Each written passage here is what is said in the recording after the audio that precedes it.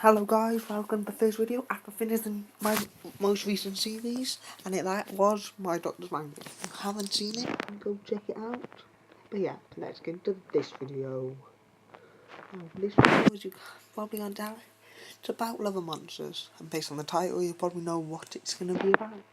It's not a standard review of it, since I haven't rewatched it or watched it as thorough as I would do if I was making a proper review.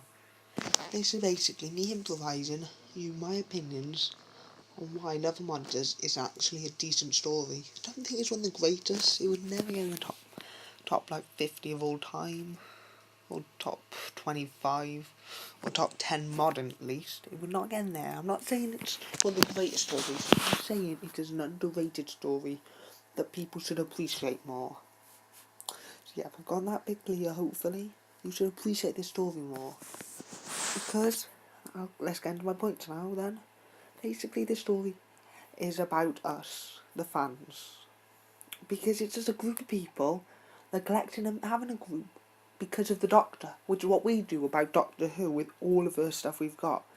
There's these shops for Doctor Who now and all that stuff where people can literally just gather around, talk Doctor Who, get Doctor Who stuff, everything like that. So yeah, it's just a story about us, about the fans of the other show. So yeah, that's probably the main reason why it's a good enough story. Because it is a nice story. And secondly, because it's a story about the fans, so they used a fan-made enemy, the Absorbaloff, which, granted, it's not the greatest of enemies, but it's a fan-made one, which is good enough. Good enough. I don't think it's the greatest, and the phases are sort of kind of weird. It's still a good story, and you get to just see it, and it's Doctor Light episode, and as they go, because honestly, I think this is better than Fear Her and stories like that. So I think Fear Her, correct me if I'm wrong, but Fear Her was the story that came directly after this. I haven't checked the ordering of this series and stuff, so I can't think the ones before it and better. It's just another reason. It was in Rose Tyler series with the Doctor. It didn't have Rose Tyler in, so it probably wasn't as liked as some of the other ones. Another reason would be just some of the other stories in that series, besides Fear Her, which I hate.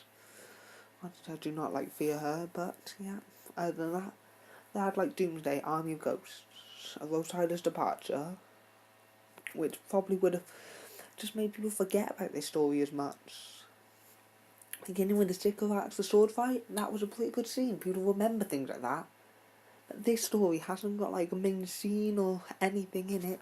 It's just as memorable as other stuff. Like the sword fight with Sycorax, as I mentioned, Rose Tyler's Departure.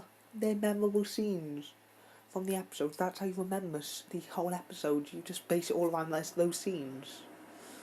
So yeah. But it's just, this hasn't got one scene that's just amazing. But also, I like how you get to see a bit more about Jackie Tyler's personality in this. So in the other stories, she's just the overprotective mum. Which, don't get me wrong, in some stories that works. Like when she slapped the Doctor because he took Rose away from her for a bit. Just stuff like that. And that's in series 1. In this story, you get to see her on her own when she's not overprotective for Rose until she finds the thing. But before that, you see her when she has no idea that Elton, I think that's his name, just is looking for Rose and the Doctor. So yeah. You can just see her personality, so you get to know more about this character and get to like this character more. So yeah. So to conclude, Love and Monsters is better than everyone thinks, and you should definitely give it a watch and try and keep some of these points in mind when you're watching it. So yeah, hope you guys enjoyed this video, and yeah, I'll see you guys in another video sometime soon. Bye guys.